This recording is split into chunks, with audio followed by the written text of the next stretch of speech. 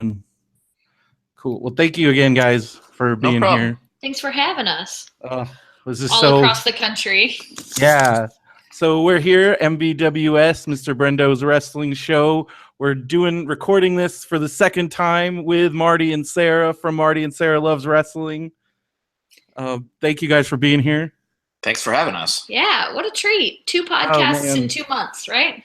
Yeah, I'm still really pissed off at the fuckbutt TSA guy who just tore apart my backpack. Yeah. Because apparently I look like a huge stoner, and which may or may not be true, but I don't know what the deal was, but he just tore it apart, and I kept asking him, like, did you? I feel like you didn't, because the way he put it back, it was not very kind. And sure enough, I get home and the flash drive with the podcast in it is gone. The worst. The worst. But I mean, it's not the same as, like, we're not recording at the WrestleCon where Sabu's walking by and people are looking at us because we just said shit king. Yeah. Well, here in Chicago, we have Raw paused, and it's Braun really giving it to Roman. So it's kind of a similar atmosphere, at least for us. Awesome. So it's we're 1 month. It's been 1 month since WrestleMania. Are you still feeling the afterglow? Sarah, do you miss WrestleMania? I was telling Marty the other day, I almost wept because I missed WrestleMania so much. It was such a fun weekend. It's the most fun time. The only other time of year I feel that way is at San Diego Comic-Con. Just that feeling when you're around, everybody around you is into it as much as you are. And people who get it. Yeah, and you can talk to anybody and have these amazing conversations. I know a lot of people who watched WrestleMania, but I think also they just like saw everybody like live tweeting stuff and the podcast afterwards. And I had so many friends who were like, I'm going to New Orleans next year. I got to go. Yeah. So I think that when we have these shows and we talk about how fun it is and everything, I think people see that and they're like, okay, I'm going. It's just so much fun. I mean, Sarah, it was your first time. Like, we talked about this earlier, but was it just completely overwhelming for you, or how did you feel like when you got to Orlando and you're there? Yeah, I kind of felt like when you see a bird at like the food court of an amusement park and it's just like looking at all the food options and it's just like, oh my God, oh my God, oh my God. It was so fun. There's so many people I got to meet, and it was like meeting fans of the podcast was amazing, buddies. Meeting wrestlers was amazing. Hanging out with Colt at his table all day and like helping him do sales was amazing. Seeing the shows, even riding the bus to WrestleMania. Marty's like doing comedy bits on the mic, and I people gotta are do that cheering. bus trip next year. It sounds like a lot of fun. Yeah, it was very fun, and I had the little CB radio for the whole bus, and we were kind of having fun. You were drunk with power. Yeah, it was fun. If I have that, and it was fun to play with and stuff. We were kind of just going over who we thought was going to win matches and stuff like that. And it was very fun. The whole weekend was just great. Yeah. Yeah, that's awesome. Yeah, my first time at WrestleMania was actually in New Orleans in 2014, and I still have my Marty and Colt beads. Oh, that's right, for Marty, the Mardi Gras themed WrestleCon. Was that Marty spelled M-A-R-T-Y? No, it should have been. And we'll be back there next year for WrestleMania. Because that was, thinking about that though is so crazy, because my memories of that are like you and Kevin Steen and Steve Corino like on stage, and now seeing where those guys are now, like that's where Kevin Steen is like. That's what I told Sarah. It's so wild. Like last year, I remember by our table, Samoa Joe was next to us, and I can't, like, Tommaso and Gargano and all those. It's like just so wild to see everybody, how it just changes out. And it's just like, and then guys get signed, and wait till Grado and Leo Gao get signed as a tag team. Oh man. Oh dude, you guys, I'm so glad you got on the Leo Gao train, because we are on it. Holy shit. So I'm actually in that. Have you seen the video of him doing the Stone Cold? No. Yeah. Yes, we've seen the video, but I didn't know you were in it. I'm in that video because so the whole thing was I did the Performance Center All Access experience. I saved up for a whole year. It was a crazy thing. He had like a sweet budgeting system. I love it. Yeah.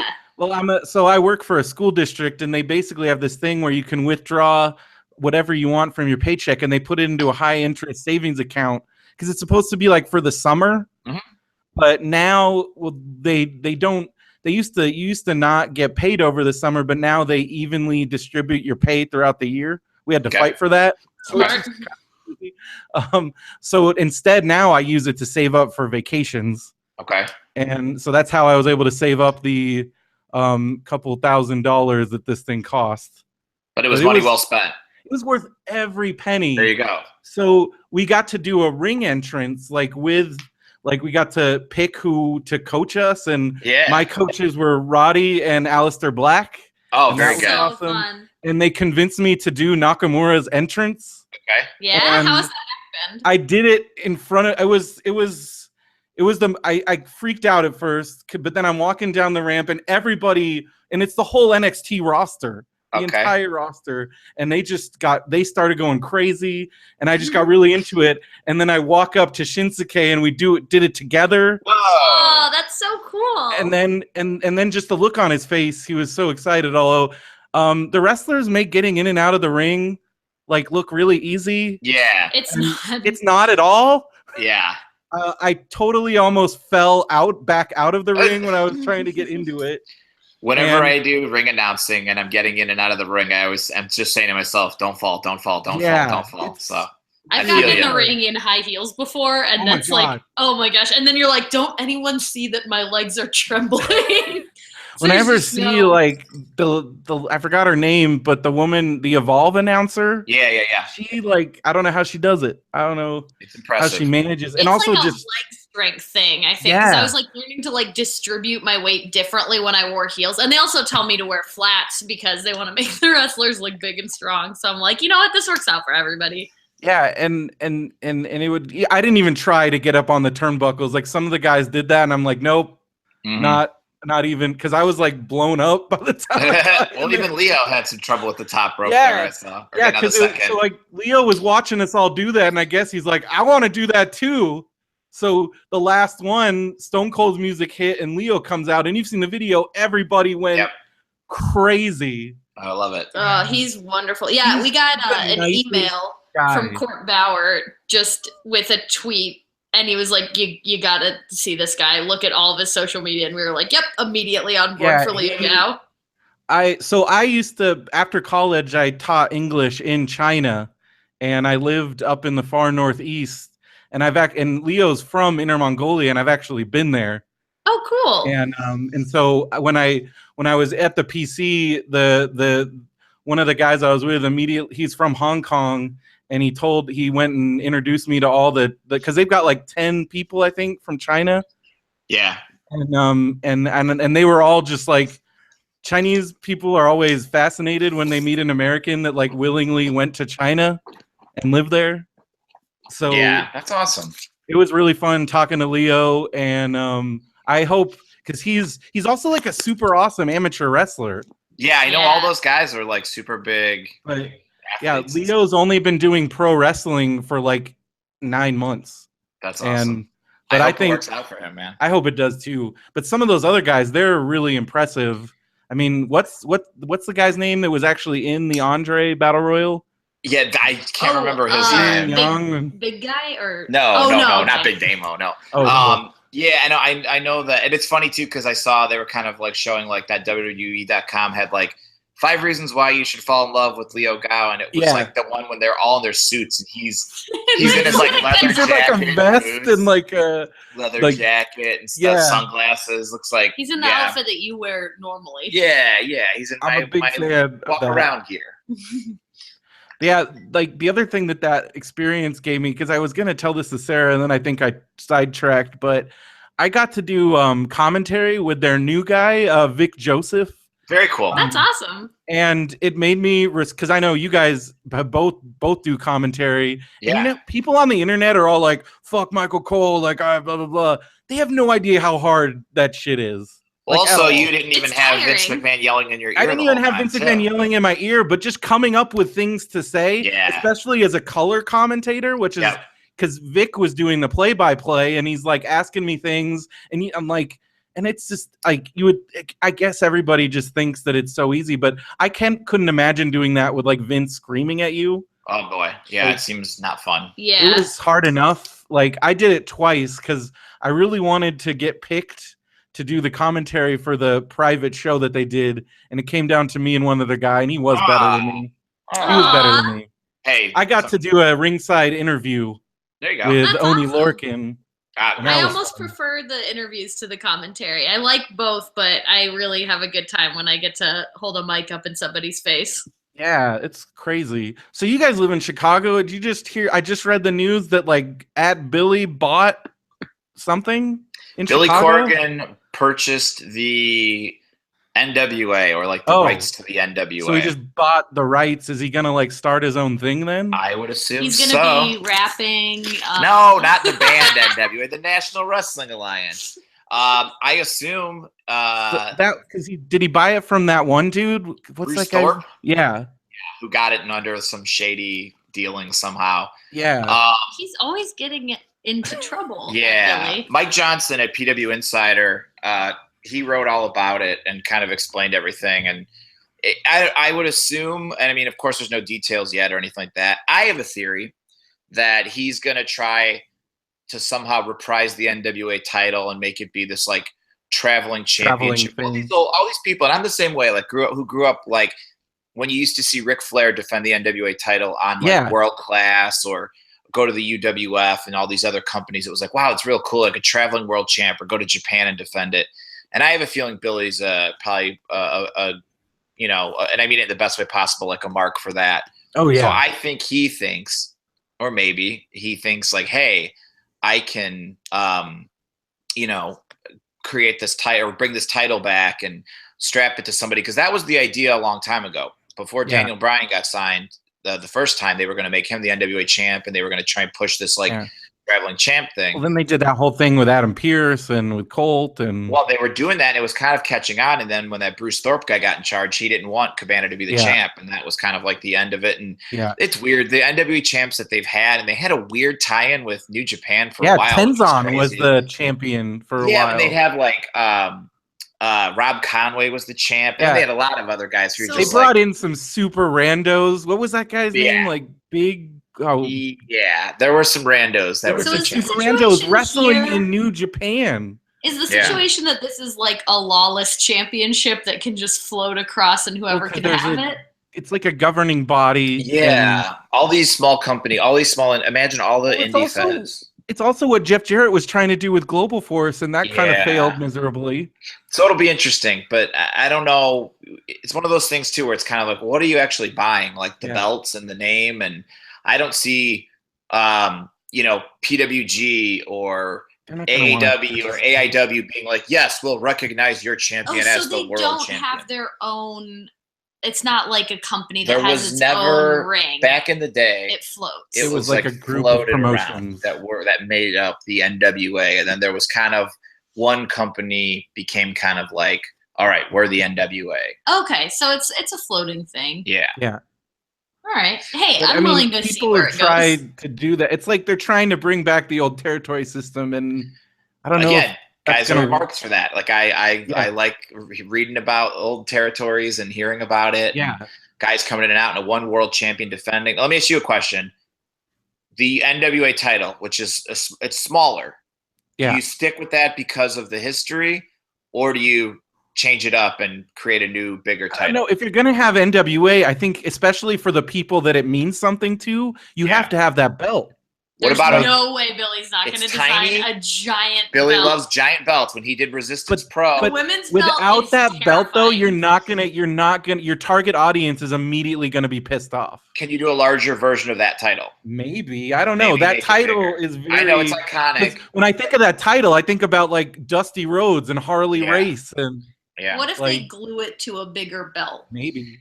Because I mean, well then there's also because they can't, like WWE owns the design of the big gold belt, right? Yes. So they can't do that, and that's the other. That's the only other belt I think of. They could make that title. I don't know if it has to be as big, but they could make that title bigger. Who knows? Yeah. I would think so. If that was one of the things I was going to do, and I know that it's a lot more than a belt, but I kind of all you're buying right now is the belt. So I would say I'm gonna show Sarah a photo of it while we're talking here. I mean, it's like what you think about that kind of wrestling in that era.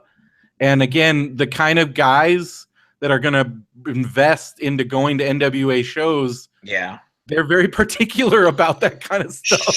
First LED belt, and the screen can change and also have sponsors flash up on it. That won't piss anybody off. Yeah. I mean, shoot, they got LED on everything these days. Why not an LED? My idea that I'm always pushing is that the turnbuckles will have still the LED screens, but when wrestlers run into them, they flicker like it's breaking it. Look at this little bell. So I showed her a picture of Colt with it back in the day. Yeah. Why does Colt? He looks older in this picture than he does now. Oh, it's a different time. Yeah, Colt. He's crushing it. I think Colt's like got some Benjamin Button thing going on. Yeah. Yeah. So his birthday's on Saturday. Colt Cabanas. Yeah. Yeah. So we'll see, but I don't know. I think that they got a lot of work to do, because I know that there. I had heard I was listening to Wrestling Observer that Sinclair, before they bought Ring of Honor, looked into purchasing the NWA and then went with Ring of Honor. So yeah. Well, then I know TNA was originally associated with NWA, and and then they had to like get the permission to like change titles, and they were like, "This is dumb." And eventually, they're just like, "Yeah, forget this." Yeah. Yep. If you make it too complicated, nobody wants any part of it. That's it. So that's exactly it. And so I don't know what's going to happen. I mean, Billy does seem to have unlimited money, but I think it's limited. I don't think he has unlimited money, and a lot of times too, when he's making these things, he's teaming up with people, and it's interesting being in Chicago. You kind of hear things. You probably got more of a line people who have worked with them. Sarah works for the company. I came in because of his departure. He founded Resistance Pro. Is that? And I joined a couple months after he left, and it was like this big shakeup, and so he has nothing to do with that. No, he has nothing to do with it. And financially, I don't think he had a big claim. And I think there were these other owners.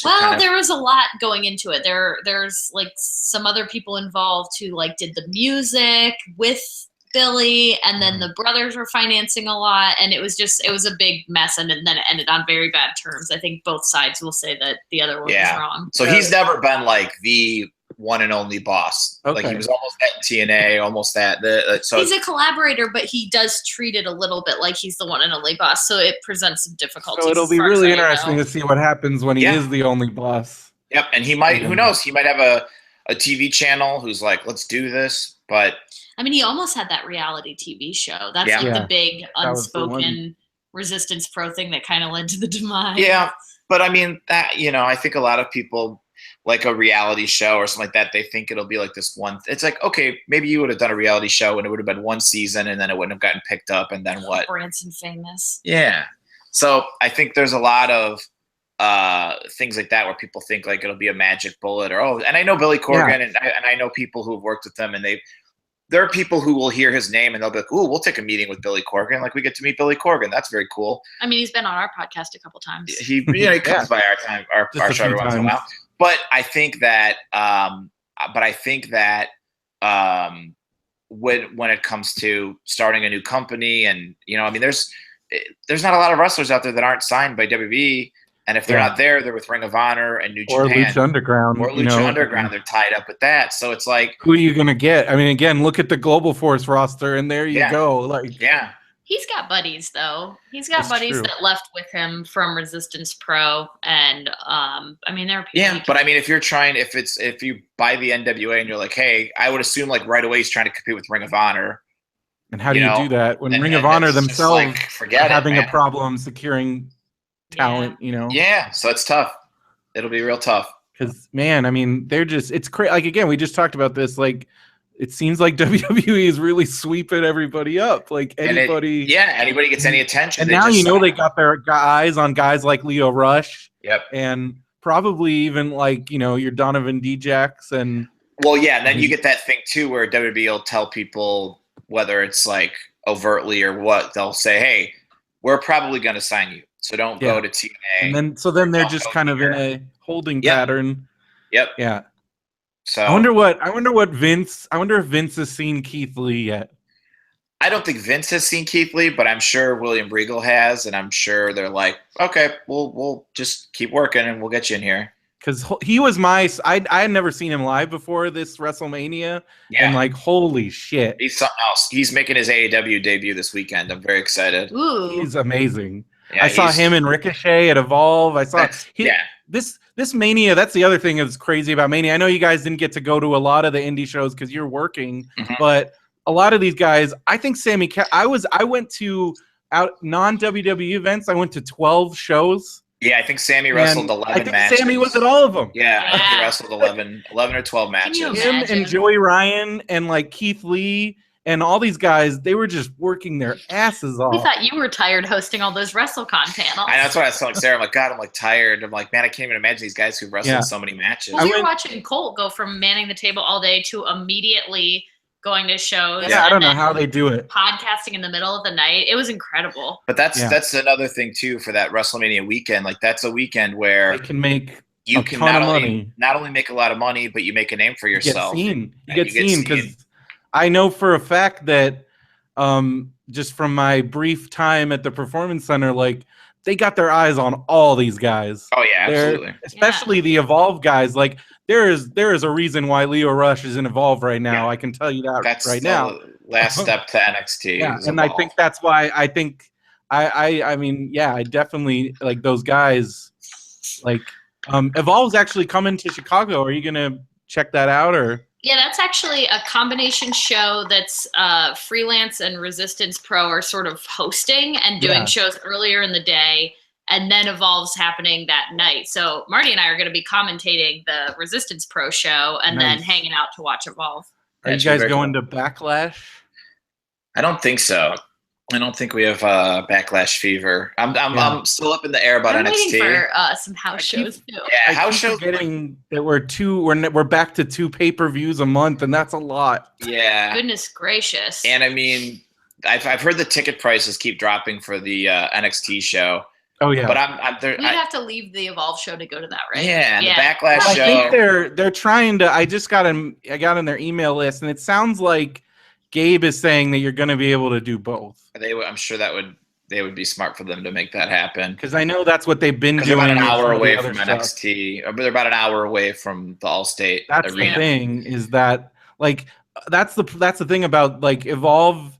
Like now that they're a certain size, they can't just run anywhere. So even in Orlando, they were like a half hour away. Yeah. I ended up having some logistical issues just getting around to stuff. And yeah, I think it's supposed to be in New Orleans next year. They're also like a half hour together.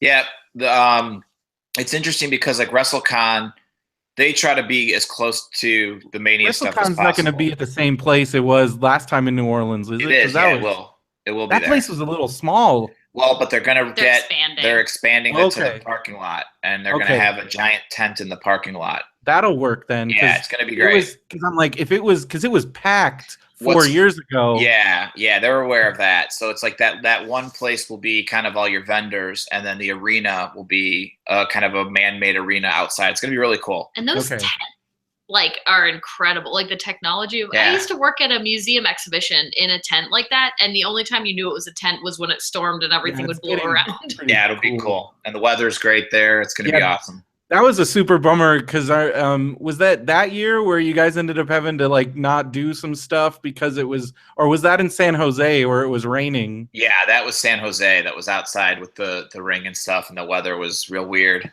Yeah. But yeah, no, New Orleans was great. That was. I got to. You guys did so much cool shit there, and again, like just, I mean, like you got Sting came up on stage. I remember meeting Sting. I remember being front row for Sting, that. We had Goldberg. I remember you and Colt were heckling Virgil for a bit. Yeah. It was very cool. That was the year where everybody was dressed as either the Shield or the Wyatt family. Yeah, and then I remember when everything stopped when Piper had that whole crazy entrance when he came in. Yeah. That was like the greatest moment for me. That was Michael from High Spot's idea to when he had Roddy Piper come in. He was like, you know what? What if we hired a bunch of bagpipe guys to escort him into the WrestleCon? And it was so cool. I'm glad you brought that up. It was amazing. Yeah, it was really cool. And my other highlight, what I was doing back during these times, like, oh, I was missing so much. So Sarah's pre-wrestling days. Yeah. That was when I got hooked, because I had been out of the game for a while, just because I had gotten out after Benoit, because I couldn't do it for a while after that, because he was my favorite wrestler in the whole world, and having that happen was awful. And just kind of, and then after that, Eddie, and then I got back into it, Summer of Punk, but then got so frustrated with the way that fizzled out that I kind of left again. But then 2013, my friend's like, I'm watching again and you should watch. And that's kind of how this podcast started. Awesome. And that's great. Got super hooked on, and then I went to WrestleMania, and I'm like, well, I'm doing this for the rest of my life. Like, it's so fun. Yeah, I don't know if it's everything's changed so much, and I don't know if like it's one of those things of like, you don't know, man, but like there was it was like the WWE, especially when Daniel Bryan was on the rise, of all those pay-per-views that you had to pay $60 for, and Orton would beat him, and it would just be he kept getting, they had like 5 pay-per-views in a row that ended in screw jobs that I'm paying like $50 a pop for. You win SummerSlam, you're like, oh great, he won SummerSlam. I was there for that. Like, I was great in moment. Person. It's awesome. And then Orton cashes in. It's like, come on. I remember one of the pay-per-views they did where Big Show, remember when Big Show came out? Big Show tried to steal the yes chant. No, Big Show just knocked out Daniel Bryan and Orton, and they didn't even have a finish. Oh, that's weird. We had ordered that pay-per-view at my friend Gary's house, and Gary called the pay-per-view company, and he goes, "This is bullshit. There wasn't a winner. I want my money back." And they go, "Okay, you can have your money back." I'm sure a lot of people on Reddit were doing that, and we read that. We read that. Too scared to do it. Oh, people started tweeting like, "I got my money back." Yeah, and I'm like, Gary, and he goes, "Give me the phone," and he just is like. He's like, God damn it, I pay for this pay-per-view, and there's no conclusive winner in the main event. I want my money back. And they're like, okay. Yeah. And I remember just when it got to the point where it became obvious that it was gonna be Daniel Bryan Orleans, I'm like, I have to go. I have to. I have to be there. And that is seriously, for me, that was the greatest. Like, and I love how like to this day, JBL on all those shows still insists like that was the plan all along. It's like, shut the fuck up. They tried so many different things in between SummerSlam. I mean, Royal Rumble, they thought Batista was going to make us all forget. Yep. Vince said Batista and Orton will be the biggest WrestleMania main event of all time. Remember? I remember I bought a ticket and realizing that was probably going to be what I'm going to see. Oh, man. And I was like, it got to the point where I'm like, this is going to be a shit show and I want to be there. I remember as a little boy, I was going to go to WrestleMania 8 and I was so excited.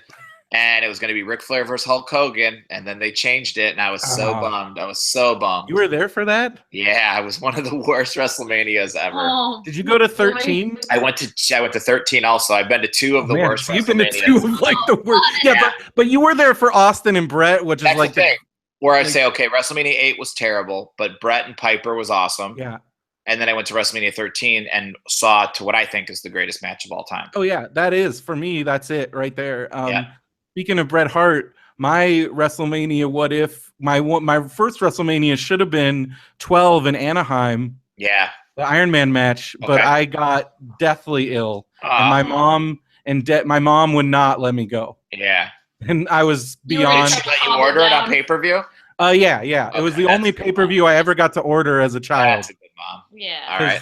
I mean, you talk about the whole watching through Scrambled and like audio. My dad convinced me that he couldn't order the pay-per-view, but he showed me how to do that. When I was like 8. Okay. And he's like, you can listen to it. It's like listening to it on the radio. Oh, it's great. I totally bought it. Yeah. You get your figures out, you play along. It's great. I think the first time I did that was like WrestleMania 6. Yeah. And and it's just being there. I keep telling, because people are always like, oh, is it worth it? And I'm like, just being there. It's incredible. I mean, I can't even imagine what it must have been like. You guys were on the floor. Yeah. That was amazing. What was that like? I mean, I think the whole atmosphere was so cool because I didn't realize how big the stadium would be, and hearing the chants kind of drift around. I ran into a high school friend of mine who's also on the floor. Oh, that's awesome. And so it's just like this big sense of community, and also the weather was amazing. And then seeing them do those big drop moves, and then also looking up at the Titantron, and then watching it go from day to night, like all of it together combined to be just one of the coolest things I've ever been part of. That's awesome. We were directly across from the entranceway, so it was really cool watching. Were you by where they were doing that like match before the show started? Yeah, we saw that. Yeah, we saw that. That was wild. I just saw some dude like dive off of something, and everyone was like, "Holy shit!" I turned to you and I said, "Do people do this?" And you were like, "Yeah." Yeah, we were by a couple little kids, which is my favorite. I love going to wrestling shows. Oh my god, we had a little kid behind me, and the mom just had no idea what was going on. Yep, same thing. So she's asking me and this other guy next to me like questions, and the lady next to us didn't even like ask questions. People just would explain it to her anyway. Yeah.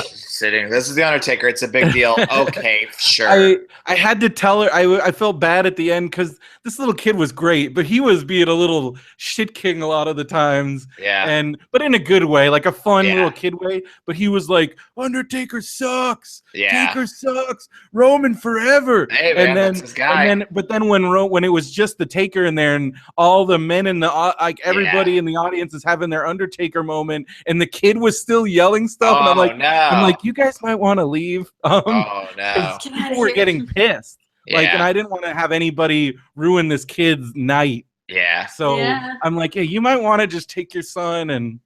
Yeah, some of the most fun times I had were going to shows like where the kids were chanting for Cena, and like the guys and everyone else were cheering for whoever the opponent was, and it's just very fun. I watched a kid argue with my friend over whether America or Russia was better because it was Cena versus Rusev, and my friend's like, I don't know. Russia's pretty cool. And this kid's like, no, America's better.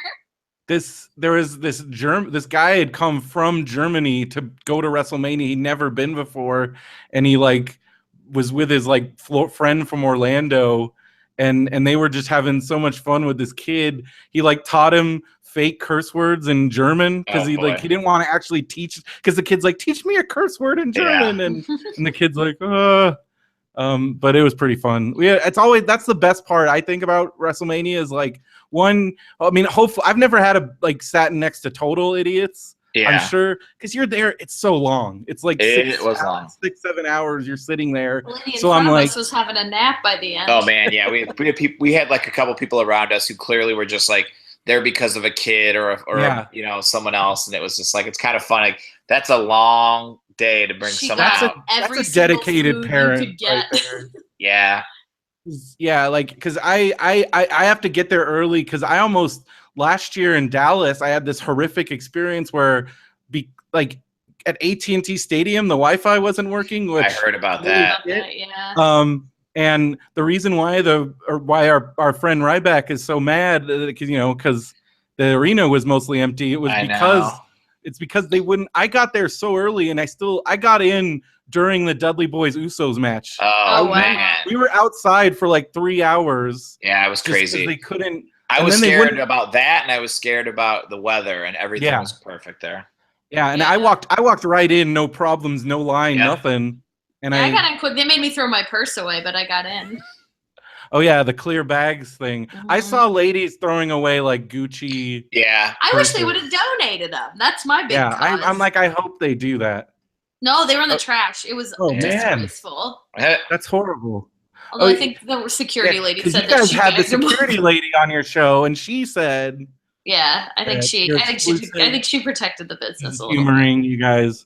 That woman should get an award for protecting the business. Well, you saw how she came out at NXT, or she came out during the NXT tapings and escorted the Drifter out of the ring, which was fantastic.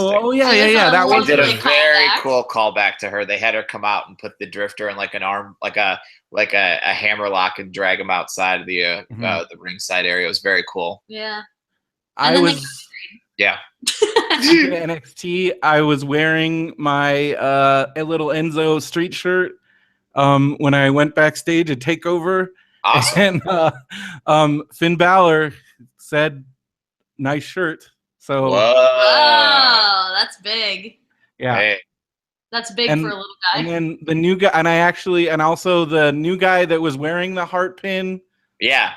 He also gave a thumbs up. So Mike Rome. Whoa. Mike Rome. That's great. Whoa. What a treat. So just wanted you guys to be aware. Very cool. Thanks for helping us hit the big times, Brendan. But I still was I was protecting the business, Hey, man, we appreciate it. Didn't draw too much attention. When I took my picture with Daria, which she's got a new name now.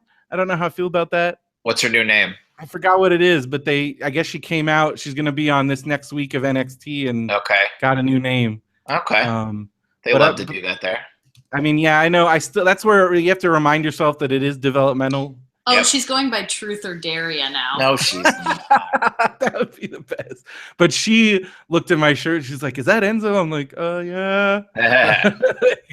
Sort of. Yeah. She was cool. Yeah, awesome. we got to watch it from a suite, and they brought up some of the guys Very cool. Weren't on the show, except Bobby Roode came up at the beginning. Who was the coolest person that you got to meet? Oh man, there's so many. I mean, Shinsuke was amazing. Okay. But by far the nicest was Billy and Protect the Business, but Billy and Peyton. Oh my god. There you go. They're amazing. That's awesome. Hello, boys. Welcome to WrestleMania.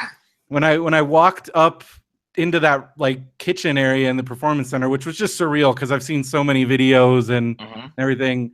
They're standing there on one side and Shinsuke is standing on the other side. And I'm like, oh no, what do I do? I don't know which way to go. Decisions. But I'm like, I have to go to Shinsuke first. Sure. I'm wearing the Nakamura shirt. And I think they asked this is how amazing the WWE is. We filled out a whole questionnaire thing and I think they put them there because I put that they were my favorites. I think that's why they were there. Wow. And because they knew I was coming up next and we were right there and it was crazy. The whole thing was crazy. Luckily you didn't put the Drifter as a joke. Oh man. He would have sung you a song. But I had one more. We were talking about Wrestling Observer, Big Dave. Yes. You had your Big Dave moment. Oh man, this sweet young sports journalist didn't think that he could get a ticket to see the wrestling shows, but by then we were such good friends with him. I literally told Dave Meltzer to drop Marty's name if he couldn't get into a show because the night before we met him at Wally Mania and I was real starstruck. And the first time I met him, I just mentioned how weird it was that there was a bathroom attendant at the nightclub we were partying in. And then we did our bit to open up Wally Mania. And I wasn't sure. I thought it went okay. The crowd was a little bit like, what's going on? And a couple people thought that I really worked for the WWE because the bit was that I did, but I obviously don't. And afterward, I turned to Marty. I was like, I kind of want to get a picture with Dave. And Marty was like, come on, we're going to do it. And then we went down there. He had heard the whole bit perfectly from the green room, and he had thought it was so funny, and we were just hugging, and all of a sudden we were the best of friends. And he said, I turned to JR, I said, this woman is funny as hell. Oh my God. And I don't think I ever came down from that. I would die. I think I'm still in the sky. She got the Meltzer 5 stars for her performance. Man. He gave the Haunted Mansion at Disney 4 stars, according to Court Bauer. They went to Disney World together. Dave had as good of a WrestleMania as me, and that's saying a lot. He was having a great time. I saw him multiple times. I saw him at Progress. I sat right behind him at the WrestleCon Super Show. Yeah, that's the show that he was afraid he couldn't get a ticket. He was afraid they wouldn't let him in. People want you there, Dave. Walked or by, and that whole stand that I was in was like, Dave. Yeah, I think you're fine, man. Huge. He's such a nice guy. He's so nice. And at PWG, my first experience with him was I was sitting 2 seats behind him at Bola 2015. Yeah. And he grabbed onto me during the Guerrilla Warfare match because he almost got smashed with a ladder. Yeah. And I'm just like, holy shit, Meltzer. So you saved his life. I gotta protect the business, literally. Yeah. I know that he's surprised when he would go to those PWG shows, and he's like, people wanted to take pictures with me. I got a selfie with him. Yeah, you got it. Immediately. Immediately. Yeah. My Facebook profile picture is still me and Dave. He was wearing a 1994 G1 Climax shirt, and I'm like, holy shit, dude. Dad! tucked in, I'm sure, to his Oh, jeans. yeah. Oh, somebody sent me that picture of him Belt where loop. he had missed a Missed belt a belt loop. loop. Oh. That's the cutest. But I just wanted to close on the fact that we are getting Ring of Japan's coming to my area. That's right. In Long Beach, California, and or we. I'm so excited for this. Yes. It's going to be like the best weekend of all time. I mean, just seeing New Japan live is going to be so crazy. And I was at Pancakes and Pile Drivers, the Pancakes and Pile Drivers show. Shout out to Pro Wrestling Revolver and Sammy Callahan, and they delivered with those pancakes, man. They did. They had I got on board. I have got on board. That's great. Yeah, it was so great. I ate a lot of pancakes. There you go. That shit was free, and Awesome. you gotta get all the free food you can during WrestleMania because it gets expensive. But so Big Dave, I saw Big Dave there, and I had just gotten my tickets to New Japan. Shout out to a buddy who saw my shirt, was like, "Are you going to Ring of Japan?" I'm like, "Oh shit, those are on sale right now." Yep. And I managed to pick up a seat, and then I asked Big Dave, what can we look forward to? And he said, this is a Meltzer quote, it's going to be bigger. It's like bigger than pay-per-view level. They're going all out. All right. Oh, that's going to be amazing. There's a preview that just dropped too. I'll have to watch that if you haven't seen it. I love the voiceover guy that they got. I mean, that guy is awesome. Can't wait. And I think, I mean, I don't know, this is a crazy prediction. I think Kenny's gonna win the IWGP title. I think they're gonna do something huge. Oh, I think he's gonna win the G1. But that's interesting. We'll see. But I would also want to see him win the G1. I mean, I don't know. But I don't know. You think he's gonna repeat the G1? Didn't he win the G1 last year? He did. Yeah, I don't know. It's a good question. I don't know, especially now with Shibata gone. Like, because I think it was gonna be Shibata's year. I think this was definitely gonna be Shibata time. Which is very unfortunate. That's a bummer. But I don't know. I'm super excited for the Long Beach shows. I'm super excited for whatever it is. I'm super excited for whatever you guys got going on. Yeah, we'll keep you posted. Yeah. And if Big Dave, I trust Big Dave. He said we're gonna get a great show. They're gonna try and go all out. I believe that, and I believe Big Dave and whatever he says. Yeah. Yeah, and I when I was at the Long Beach Arena for the WWE house show that they had there, the Raw show, which everybody just get ready. Go to the bathroom beforehand. There's like 2 bathrooms in the entire arena. Oh no. That was definitely an issue during this WWE house show. Good to know. Good to know. That's the kind of news I need. Yeah. The beverages, guys. But there's a Roscoe's Chicken and Waffles nearby. That place Sarah is amazing. loves chicken and waffles. I'm a big chicken and waffles. It's her favorite thing. Yeah. We'll have to go get chicken and waffles. All right. Hopefully with Tanahashi. And that's my dream, is to be in Roscoe's and like Tanahashi or Okada walks in. Oh yeah. That's my dream. There you go. Well, here's to it coming true this year. And I'm super excited for just, you guys got a lot going on, and Marty and Sarah Loves Wrestling. You got your store opening soon? Very soon. Yeah, this month we're going to release the website. So get ready. And we're going to have a special new domain name. I put in my vote. By the time this is out, it'll be released. Awesome. And everybody can find you on Facebook and Twitter and all that stuff, right? Yeah, at Marty and Sarah Pod on Twitter and Instagram. Marty and Sarah Love Wrestling on Facebook. You can always email at martyandsarahlovewrestling@gmail.com. Sarah with an H. You're on the MLW network. We are. Yes. And every Thursday. Marty, you've got Wrestling with Depression, which is another show that I am a huge fan of. Thank you very much. Yeah. Also check that out on iTunes or wrestlingwithdepression.com. You've always been super encouraging and supportive to me. I remember the first time I met you in San Jose, you gave me a big hug. And you're a good made guy. me feel like everything's going to be okay. Hey, man, if we got good wrestling, everything will be okay. Yes. Absolutely. Well, thank you guys so much for going take 2 here. You got it. Really Thanks appreciate for it. having us. Thanks, guys. TSA, you can't mess this one up. Right. Fuck those guys. Jeez. All right. Well, thank you guys. And for MBWS, I'm Brendan Creecy, and we'll see you next time in the ring. Awesome.